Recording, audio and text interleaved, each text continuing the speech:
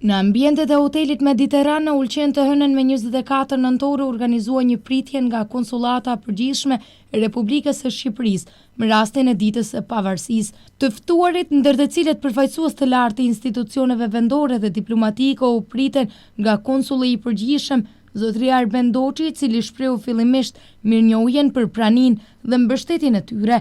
Ai rikujtoi figurën madhore të herojt kombëtar Gjergj Kastrioti Skënderbeu, duke përmendur se në zanafill të këtyre sakrificave qëndron epopeja e rezistencës ndaj pushtimeve të huaja, përmendoret e të cilit tashmë lartësohen në disa qendra të shqiptarëve në Malë të Zi dhe pritet realizimi i projektit monumental të tij edhe në Ulqen. Të nderuar përfaqësues të pushtetit lokal, e nderuar ambasadore Republikës së Shqipërisë zonja Peto dhe përfaqësues të ambasadës Republikës Kosovës në Malë të Zi, të nderuar deputet dhe hirësi të klerit, të dashur qytetar të Ulqinit dhe miq të ardhur nga të gjithë trevat shqiptare në Malë të Zi, të dashur bashkombës, zonja dhe zotrinj, më lejoni të shpreh falënderimet dhe mirënjohjen për praninë tuaj në këtë pritje me rastin e festës kombëtare të Shqipërisë 113 vjetorit të ditës së pavarësisë. 28 nëntori është për shqiptarët kudo gjendet një ngjarje kulmore në historinë e popullit tonë. Nuk ishte vetëm një ëndër shumë shekullore apo shpresë për mbarësi, por edhe fryti i sakrificave të panumërta.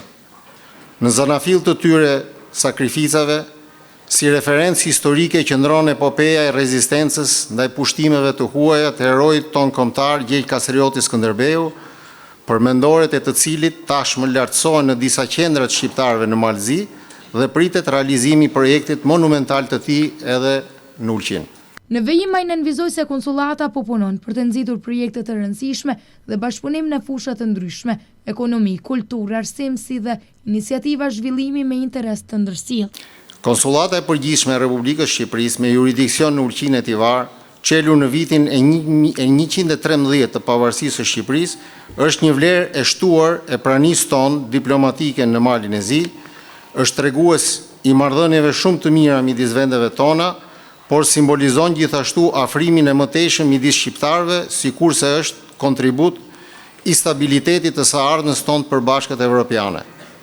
Në kuadër të saj perspektive po punojmë për dinamizuar bashkëpunimin dhe çelur udhë të realizimit të projekteve me interes të ndërsjellët në ekonomi, kulturë, arsim e fusha të tjera.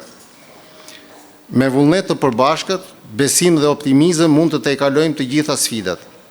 Një pjesë e rëndësishme e fjalimit ju kushtua vizionit për Ulqinin. Konsulli i përgjithshëm theksoi qartë se qyteti nuk duhet të mbetet mbrapa në zhvillim. Ulqini nuk bën të jetë një provincë e anashkaluar, një xhep i izoluar ekonomik apo me depresion demografik. Ulqini ka të gjitha potencialet për të qenë faktor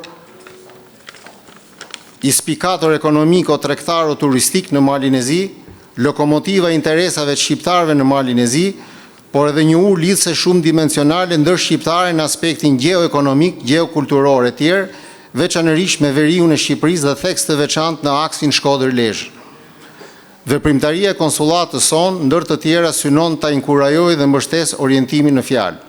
Duke prekur vizionin e integrimeve rajonale, Zotri Doçi theksoi se bashkëpunimi ndër shqiptar është një kusht edhe zgjerimi natyrshëm i integrimeve shtetërore. Integrimet ndër shqiptare janë njëkohësisht edhe integrimet shëndosha ndër shtetërore midis dy vendeve tona dhe nuk bie ndesh, përkundrazi janë premisë e integrimit më të gjerë rajonal e më tej atij evropian. Nga kjo perspektivë, ne bashkosit kurse si nuk duam, nuk besojmë se shgënjejmë shpresat, sakrificat e rilindësve patriot dhe dëshmorëve të pavarësisë së Shqipërisë. Pavarësia është bërë një udhëtim i pandërprer drejt forcimit të bashkëpunimit, integrimit dhe zhvillimit.